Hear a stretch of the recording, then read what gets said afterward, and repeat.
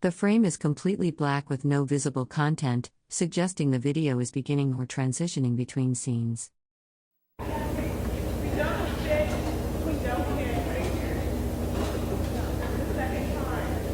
Well, good morning, ladies and gentlemen. I'd like to welcome you to the Core Discovery 2. This is a mobile outdoor exhibit sponsored by the National Park Service and other sponsors that you just have to take my word for it that they're on this black panel right here.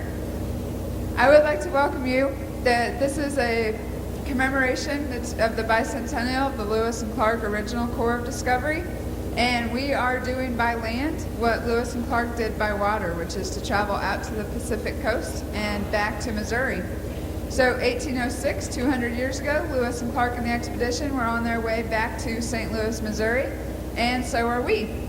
And along the way, we're stopping in different towns that have requested us to come to the community.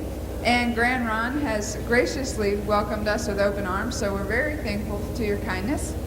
This morning we have a wonderful treat for you. Mr. Tony Farque is with the United States Forest Service, and he is going to talk to you about Lewis and Clark and what they missed in Oregon. A little bit about Tony. He's an archaeologist with the U.S. Forest Service. He has been presenting Lewis and Clark for 3 years now and teaching in Oregon, Washington, and Idaho school with the help of several grants. So without further ado, please welcome Tony Farque. Hello. How are you doing? A person wearing a blue shirt sits in profile in an indoor setting. An American flag is visible on the left side of the frame. Good to see you. Thanks for coming down. You guys all right? Can you hear me in the back? Hello, Mike. Is it on? How are you? We've got a lot to talk about, and we have a precious short time, don't we? All right. Well, Lewis and Clark were on quite an adventure. 28 months. How do you pack for an 8,000-mile camping trip? There's lots of things you can talk about with these guys. What I'm going to talk about today is what happened to them while they were in Oregon. They had problems in A person wearing a blue shirt and a beaded necklace sits indoors, speaking. Behind them is a red and blue fabric backdrop with white stars. Oregon. This gentleman says they hated Oregon. They had some unfortunate experiences in Oregon. We're going to talk about that today. That'll be a good thing to discuss. Okay, we'll jump right into it. Are you ready? All right. Up on this table I have some of the replica artifacts and some old things also, which the Corps of Discovery would have had with them. Of course, they were making a lot of maps. They've got their big coins they were trading to the tribes with, which doesn't work, don't worry. And over here, trade goods they might have been settling down with in the lodge of one of the chiefs. A person in a blue jacket stands on a small stage next to an American flag, gesturing with one hand while speaking. The setting appears to be an indoor presentation space. To make some trade to try to make food or the things they needed. They were pretty much out of supplies when they got to Oregon, weren't they? Okay, well what happened as they were coming into Oregon? A lot of interesting things. They had been through some very hard times, hadn't they, coming into Oregon? They came through over the Rocky Mountains. What happened? They had to eat their horses, they ate dogs, they ate their shoes, they ate their candles. They pretty much were starving. Things were not going well, were they? They had planned to go from their first winter's camp at Fort Mandan all the way to the Pacific coast and clear back to St. Louis and that. A person in a blue button-up shirt and beaded necklace sits on a red chair, speaking. An American flag is visible behind them on the set. That same summer, they had no idea how difficult it was going to be, and they staggered out of those mountains, realized they weren't going to get to the Pacific and all the way back because they'd taken way too much time to come through the mountains. 144 miles of very difficult travel was hard going for sure. They ran out of food, most of their supplies. They were sick and exhausted. They were just about starving, of course. They came down into Oregon. The Nez Perce had taken care of them, fed them, brought them back to their health a little bit. They began to eat dog with the Nez Perce again, except for Clark and Sacagawea, of course, would never eat dog because she's Shoshone and they believed they were descended from wolves, so it'd be like being a cannibal, right? So she couldn't eat dog. A bald person with a mustache wears a blue button-up shirt and a beaded necklace. They sit with an American flag visible behind them, gesturing while speaking. All right, at all. But the men were starting to feel better. They built their canoes, they shot down the rivers. Now, these guys had had quite a bit of difficulty on their trip, hadn't they? They'd come all the way over through the plains. They thought they understood the tribes. They had their medals. Thomas Jefferson, of course, the great president who sent them on this journey, our only genius president we will ever suffer in this country, in my opinion, had a great vision. And he sent these people off to try to look for nations of Indian tribes, establish peace through trade with the Indian tribes, and set up. A person in a blue shirt and beaded necklace gestures while speaking, standing before American flags displayed on the stage behind them. A nice trading network for the United States. And he called that, his vision was to establish an empire of liberty across this country. An interesting idea. Jefferson, his idea of an empire of liberty was to have small little communities, little farming-based communities, which related to each other and traded with each other, and not have a big, strong, centralized government. He'd be very surprised today with where this country has gone. I'm sure of that. So he thought these guys would have fun. They were well prepared. Meriwether Lewis, of course, had prepared for 3 years with Jefferson, a year and a half of very intensive study, how to take records. William Clark was brought along to kind of lead the men, do the map making. He was a collector of people. Of course, Lewis was kind of a loner, wasn't he? And he had days which didn't go very well. And if you have those blue days, and when it gets cloudy, like in an Oregon winter, sometimes doesn't go too well. Lewis had trouble in Oregon, that's for sure. All right, they're coming down the river in their canoes. They're headed down towards the ocean. They don't know how far it's going to be. They reach the place where the great trading fairs have just ended at the Dalles, Oregon. The Columbia River was not dammed. The great George Aguilar has written a good book now called When the River Ran Wild. It's a great book. He's an elder from Warm Springs. He talks about before the Columbia River was dammed, all the rapids and all the salmon that went through those rapids and how available they were to the Indian people.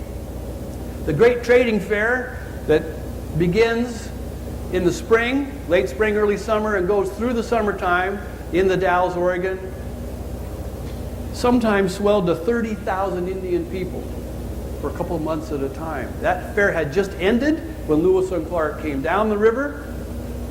William Clark noticed, however, in one of the villages at Nixluidish, he noticed, in his estimation, over 10,000 pounds of salmon, dried, pounded up, prepared in baskets, and ready for trade. We estimate now over 1 million pounds of salmon a year was processed from what is now the Dalles to Cascade Locks, about 20 miles of the Columbia River, just for trade alone. Quite an industry. That's significant. 1 million pounds of salmon a year for trade. Well, where was it being traded? Some went east over the Nez Perce country. A lot of it, though, came down the Columbia River. Now, Clark was familiar with Indian people. He had grown up out on the frontier with his older brothers in the Indian Wars back east. A person in a blue shirt stands on stage, holding a large fur blanket or robe. An American flag is visible in the background alongside other colored panels. He knew a little bit about how to deal with the Indian folks. Lewis had trouble dealing with people in general. He was a loner, absolutely. The size of the group, he would probably go the other way talking to this group. But William Clark could sit down and talk to you. Well, Clark thought, as we come down the river, let's make careful notice of the tribes. They started keeping their records. Clark was in charge of mapping, of course. We know that as well, right? He was the great map maker. I have some of the replicas of his maps up here. And he was an outstanding map maker. They came down the river.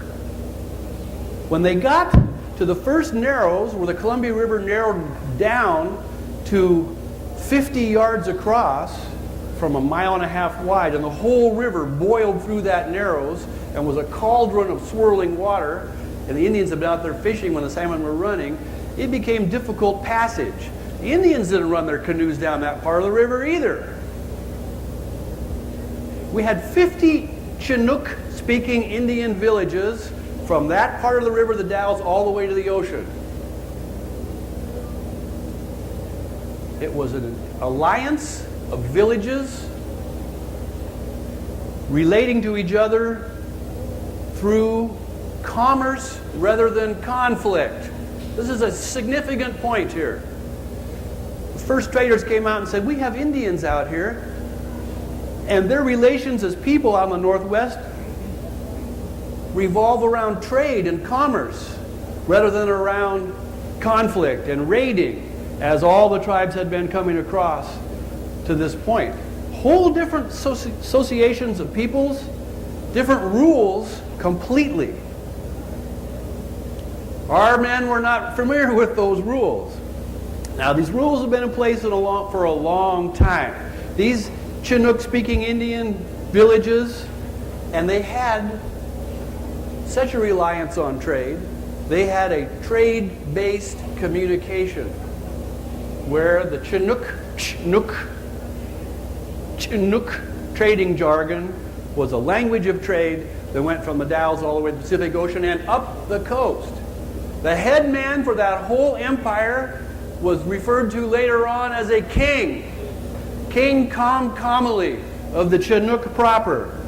He was a rich man. He was in charge of the Indian money that came down. This is the Indian money, the dentalia shells, very, very rare. This was the medium of exchange along the Columbia River. I mean, you could trade your canoe, right? That would be good also, and food and dogs. But the dentalia shells were the standard. A person in a blue shirt stands in profile, holding a fur pelt or animal hide with red and white striped fabric visible behind them. A yellow object is visible on the left side of the frame. Money. 40 of them, of the small ones, would be worth a canoe, maybe 3 horses, a few slaves, a couple 100 pounds of salmon. The big ones, much more rare, 20 of these strung up, would be worth a lot. You could trade. I think there are accounts of 20 of the large dentalia shells exchanged for up to 4 rifles. And rifles were very, very rare at that time. Well, Kamkamali had his village out on the Pacific Ocean. The great chief himself. The trade of this money came through him. These shells are not located in Oregon naturally. They come from Canada. He had great canoes, and his people went out in the Pacific Ocean and went in the cold, rough ocean waters all the way to Canada, and they traded for the Indian money up there and brought it back. He was the central banker for this entire trading system all the way on the Columbia River. No wonder they called him a king. And he was a clever man. Rather than having his alliances and his relationships with the neighboring tribes through force and conflict, he did it through trade and relationships. He had a large family, had many wives.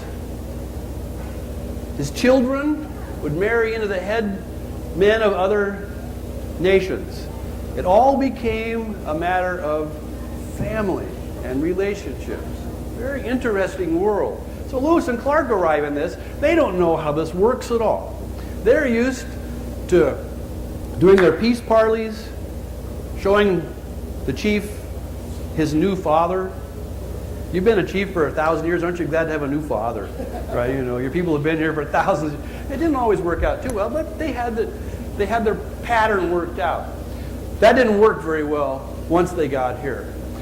The real disappointment was, as they came down the Columbia River, and remember now, Lewis and Clark had been surprise visitors and a real curiosity to the tribes in the Rocky Mountains.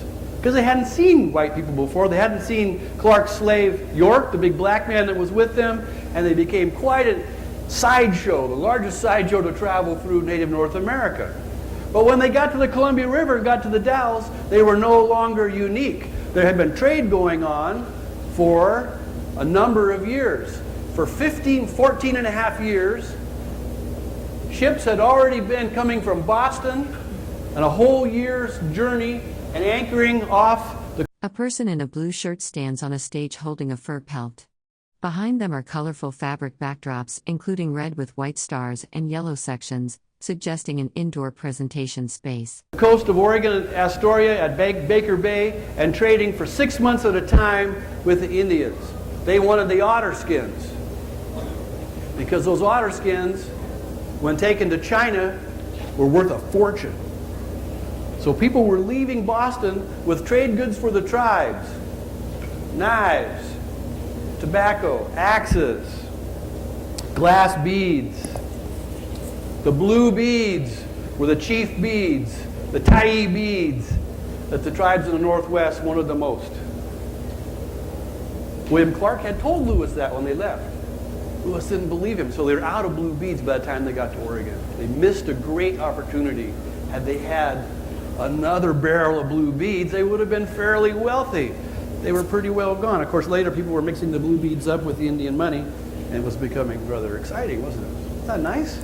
Like, these are not too old, these blue ones. Some of these are old. This is a string of 270-year-old Dutch trade beads. So they've been around for a while, some of these old beads. These tomahawks were very good trade items. It's actually a pipe. Yes. They had 55 of these when they left. Those are pretty nice. Those were hot items. Now, they're coming down the river. What do they see? They see trade goods. They see iron kettles. They see Indians with old guns that are worn out. They see Indian women with sailors' names tattooed on their arms. James Bowman. They see Indian children with red hair. There's been quite a bit of trade going on for a long time. They're no longer the great curiosity that they had been. Plus, the tribes have seen black sailors before. So York is not even a great curiosity either. Okay, they get to those narrows. Let's get back to the difficulty of shooting down the narrows on the Columbia. They have to go there. The Indians don't run their canoes down there. They set their canoes up. If you're coming down from above, they park their canoes, walk around the horrible rapids, rent other canoes or family arrangements. You borrow a canoe and you head on down the river. Now, there's been trade going on for thousands and thousands of years. And here are the rules of the trade. This is something that Lewis and Clark really should have known. They didn't know it, and it caused them a great deal of trouble. If I am with my friends and my family and my most revered trading partners, we have what we call a balanced trading agreement, or balanced reciprocity. You can come into my house and borrow whatever you want, because you know I trust you, and you leave the appropriate goods behind. Very informal. A person in a blue shirt stands in profile, holding a fur-trimmed red and white cloth or garment. Behind them are colored panels including yellow and blue fabric, and what appears to be an American flag with stars visible. Now, more distant kin and not so familiar trading partners have a more generalized trading agreement, generalized reciprocity. It's set up by the headmen, and at each time we're going to have our trade. You can't come into my house and take things, but your headman, your chief, and my headman or head woman, my chief or chiefess, will determine what the goods are, but it's pretty friendly. Now, here's somebody who comes in sometimes and takes my kids away and sells them as slaves from way far away, right? He's not part of the inner circle.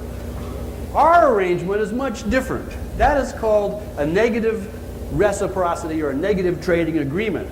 So if he comes and takes something from me, what's my obligation? I got to get even, don't I? And that's been going on for thousands and thousands of years. In fact, if I don't come and make it right, it's a shame on my ancestors. All right. So we've got these Watlala tribes people controlling these rapids. They are some pretty tough bunch of folks. They're the rivermen who live on the river.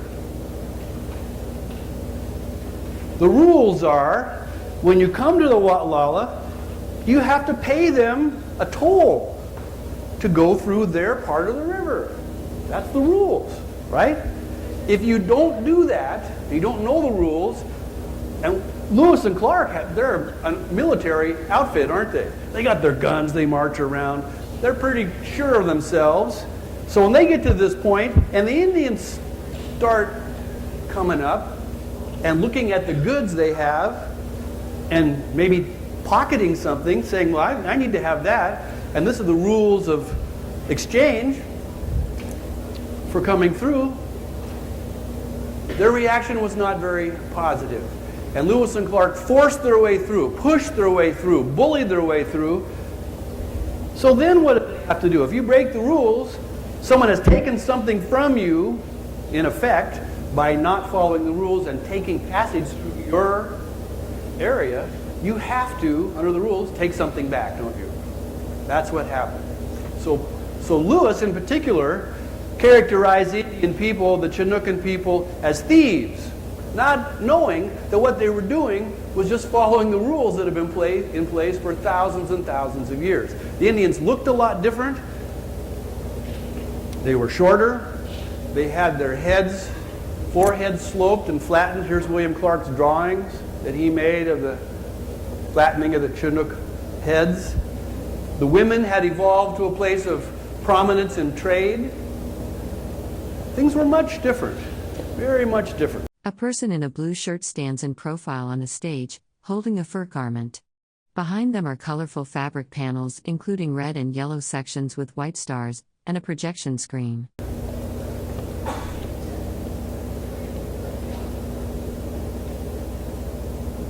The weather was bad, wasn't it? They get all the way down to the coast, they're pinned down, they've got a bad attitude, a bad feeling for the Indian peoples, because they think they're all thieves. They speak a strange language. They look different. Indian women, when they get made up to go out, they put fish oil on them, and they have a different way of making themselves up. The weather pins them down, and what? They get depressed. They start feeling pretty bad. Quickly. What else are they missing? They're missing salt, of course, right? They've got to have some salt. But the main thing they missed as they came down was they missed their boat. Jefferson had told them, when you get there, look out on the Pacific Ocean for the trading ships that are there. And Jefferson had given them a letter of credit, kind of like a blank credit card that they had with them, signed by the president, saying, if these gentlemen present this to you, give them what they need, and I'll make good. So they were hoping to get out here and find a trading ship still there. But what had happened? They had missed the boat. They were about a month too late. They were hung up in the mountains coming through because it was very difficult travel. They lost another 3 weeks on Meriwether Lewis's experimental boat, which didn't work. It sank, and he was totally embarrassed and chagrined. I think the men held that against him. So they got all the way out here, and they arrive in the Pacific Ocean in November, the mouth of the Columbia River. That's when the worst storms of the year hit. That's why the sailing ships have already gone. Where are they? They're already in Hawaii, right? Good. Resting up with their whole shipload of sea otter furs and maybe some beaver furs, resting up before they go to China, trade those furs for gold, silver, jade, porcelain, spices, silk, and go home and increase their family fortune 300 times. So those guys were long gone, right? What are they going to do? They're going to have a boat. They don't have a fort. They have to find a place to live, don't they, while they're here? That'll be good.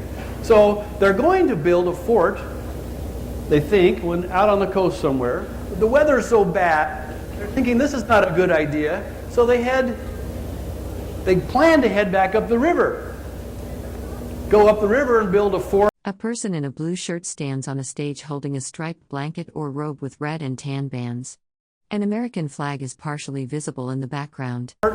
Near Mount Hood, maybe 100 miles up where it's drier. But some Clatsop people come and tell them on the other side of the river from Washington, over in the Oregon swamplands, there's a lot of elk. Now these guys are on the first Atkins diet. They've been eating 10 pounds of raw meat a day for a year and a half, haven't they? And they do not appreciate the richness and tremendous diversity of the cultures in the Pacific Northwest. Salmon is one of the greatest foods you could ever have. These guys don't ever appreciate the salmon. You can only have this kind of an alliance of peoples, 50 villages in a friendly trade alliance, when you have tremendous resource availability. This was one of the richest places in the world. Agriculture never developed here, like in most of the rest of the world. Why? They didn't need it. The area was full of wonderful bounty, a bounty of food. Wouldn't that be something? That kind of interdependence of trade, when you have that much salmon coming up your river system, gives you stability amongst groups. It does. That's what they had. They really had a version of what Thomas Jefferson had thought they should seek, was that empire of liberty, equality, trade, stability. It can only come in a resource-rich area. So there's trade for food, tools, religious purposes, medicines. It's all here. But rather than take the time to get to know the Indian people that were here, the Chinook world, since they were kind of repulsed by the activity, which they interpreted as thieves, theft, and the physical appearance and the language, the men moved across the river to hunt the elk and withdrew and built Fort Clatsop and spent the winter pretty much alone. They missed out on so much. The previous winter, they'd stayed in the plains of North Dakota at Fort Mandan,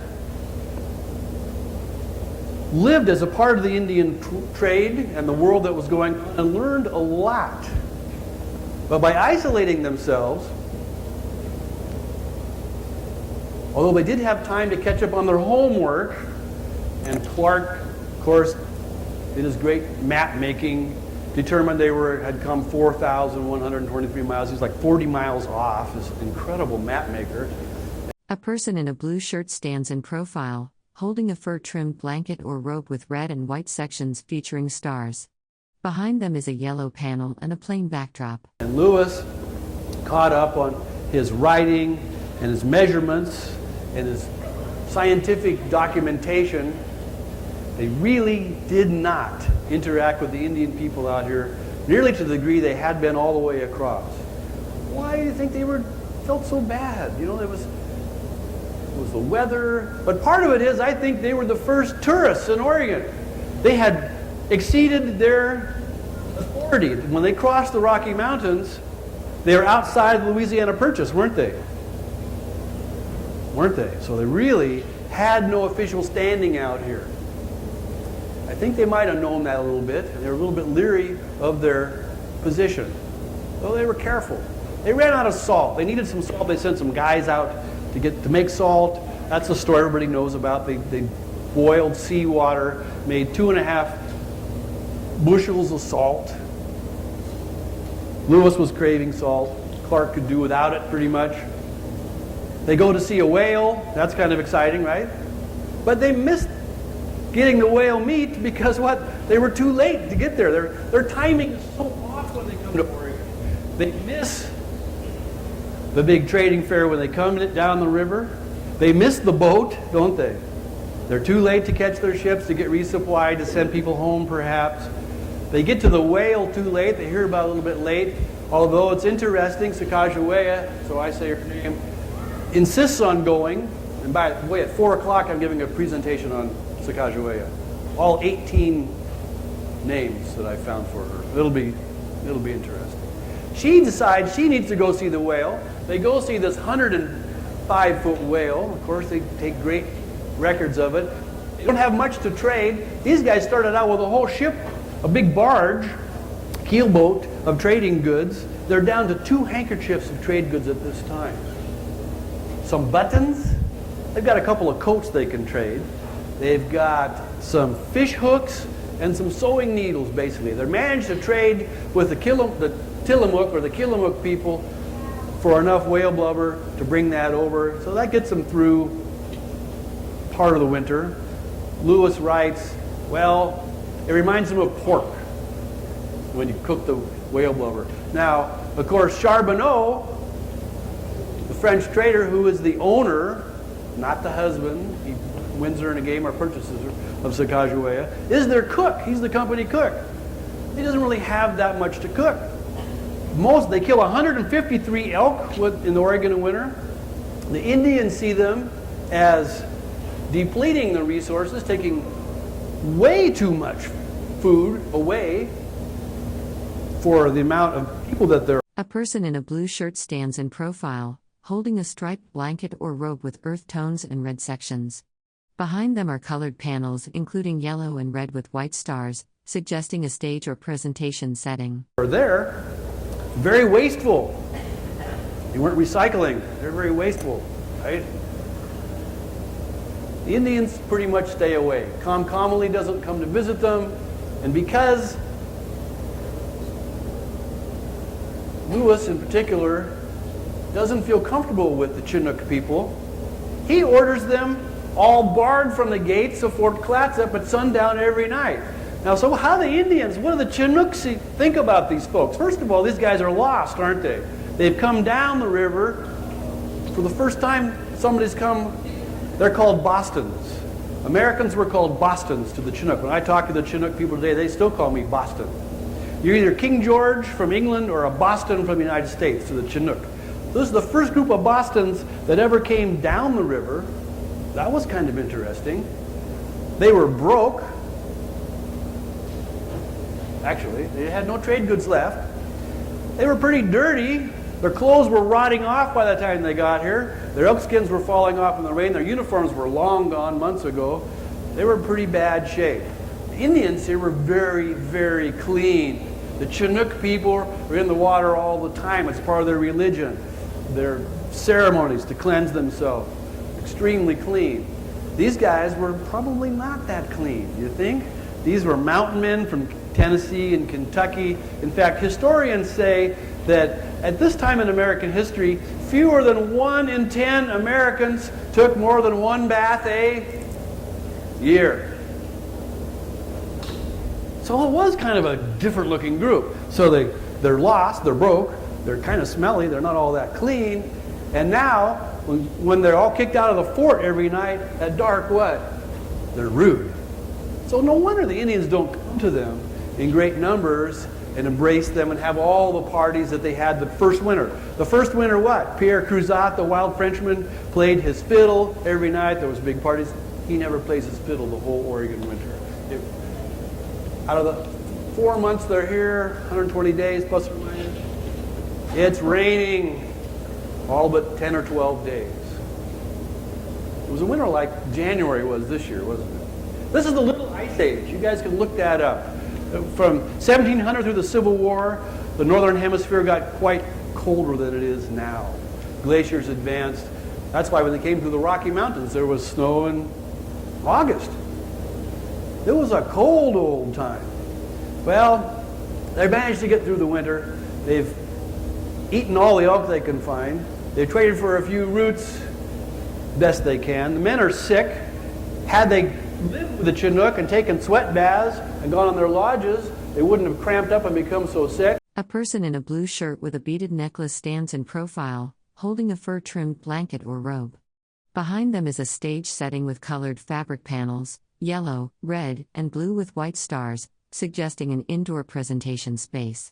Many of the men have real bad muscle cramps from working in the rain and the cold. They just want to go home. One of their canoes gets lost in the ocean in a storm. Another one is damaged. They're preparing to leave and head back up the river. They only have enough trade goods to trade for one canoe. They're still one canoe short.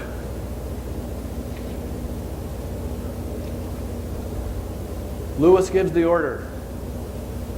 We're going to take a canoe. Now Jefferson has told these guys when they're out here, treat the Indian peoples honorably. We want to end up with a whole nation of trade across this country. It'll be good. So act respectfully. Do the right thing, you know. A month earlier, 6 elk were left out in the woods, being brought back to the fort.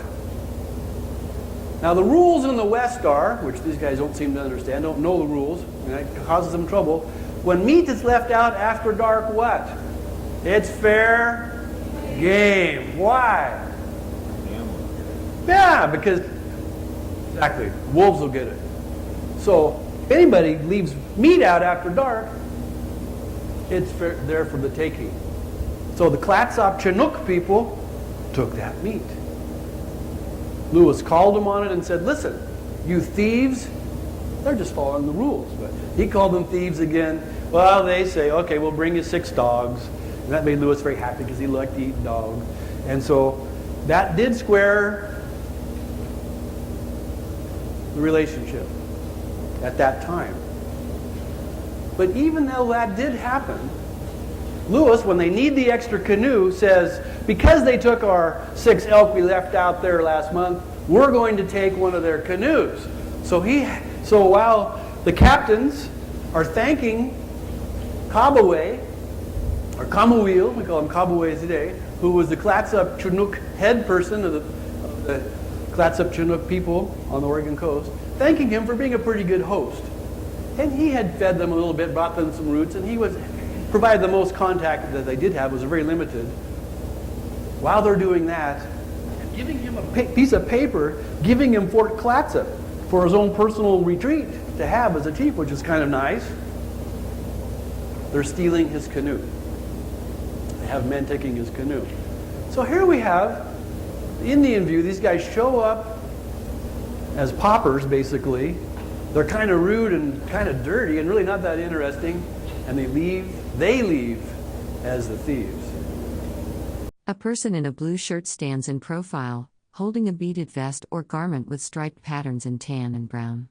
Behind them is a red panel with white stars and a yellow panel, suggesting a staged presentation setting. And head back up the river. Very interesting. And it's very remarkable that they were sent out by Jefferson to look for an empire of liberty, or to set up relationships where he could help establish one, where we can have localized trade, localized stability. They came over the Rocky Mountains where what?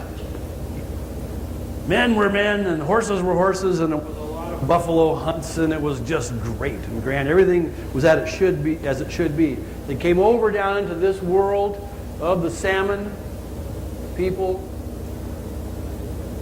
and they probably were in as close to an empire of liberty as existed at that time anywhere, and did not recognize it for what it was at all. And left disillusioned, and left with such poor reports of the Indian people here that if somebody hadn't been here to see what was going on, you would think people really weren't worth talking to. They were just thieves and scoundrels.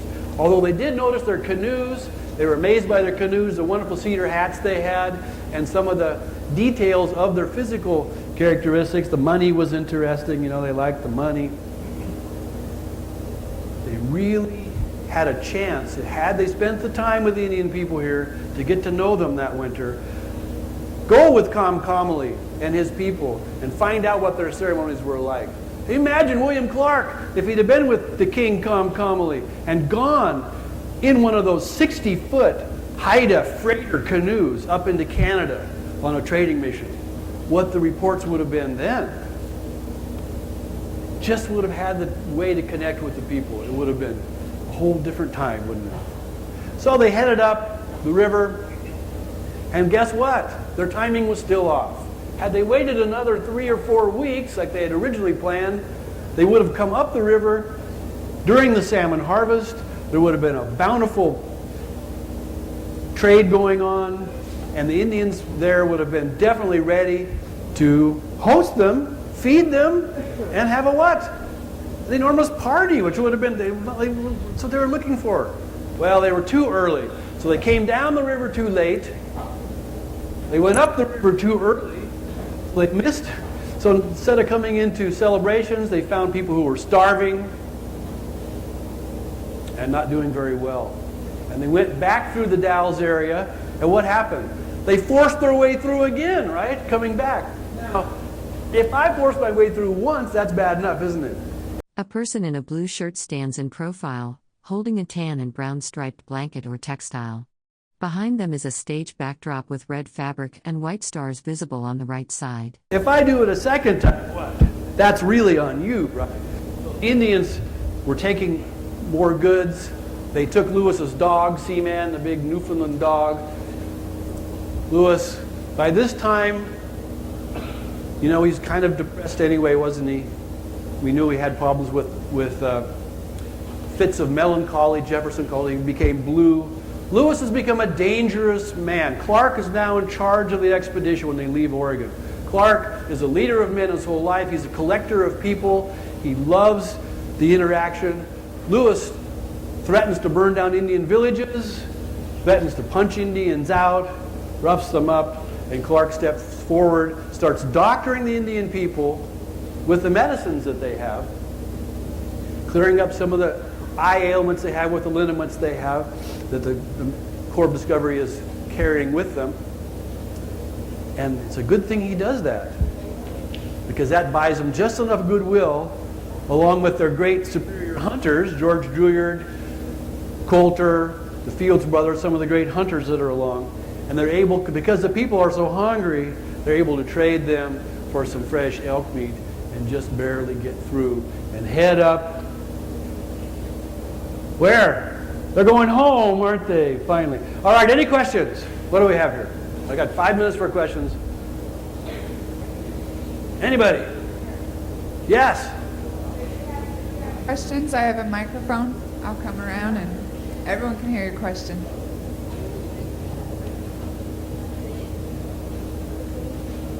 Does anyone have any questions? You've got one.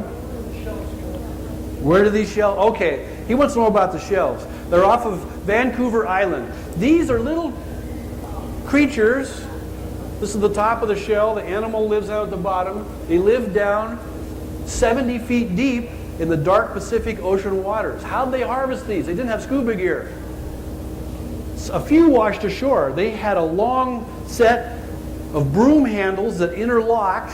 They would stand up on the ocean in their canoes, take a broom head, which was carved out of yew wood branches, into a little head, cedar slats around the edges, which when closed up would cause the broom head to pinch these little critters off the bottom of the ocean. They had a cedar plank with a hole cut in it that fit down over that broom head, 2 large stones on the side. They would get down to the bottom and they would plunge 70 feet down that broom head into the sand beds where these little critters were. The weights of those 2 rocks on the sides would slide that cedar plank down over that broom head. A person in a blue shirt stands in profile, holding what appears to be woven material or basket work with striped patterns in tan and red. An American flag is visible in the background. Close up those bristles and pull them up to the surface. What an amazing technology was here without any metal. And so they traded them all the way down.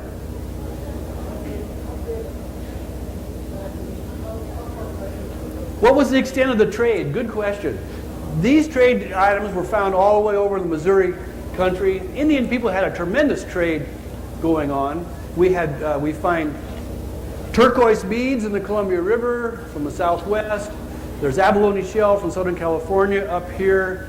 And these trade goods went all the way clear down under the Mississippi River. And the Natchez people who were trading with the Aztecs through the Caribbean Ocean knew of these trade goods. Tremendous trade goods. Good questions. Anybody else? Oh, there you go. Did they ever see any wolves? Did they see wolves? They even ate a wolf while they were in Oregon. Yes. There were wolves everywhere. There were bears. They ate over 1,000 elk on their trip. They ate a couple of wolves, a couple of eagles. They ate a few coyotes. They ate maybe 30 bears.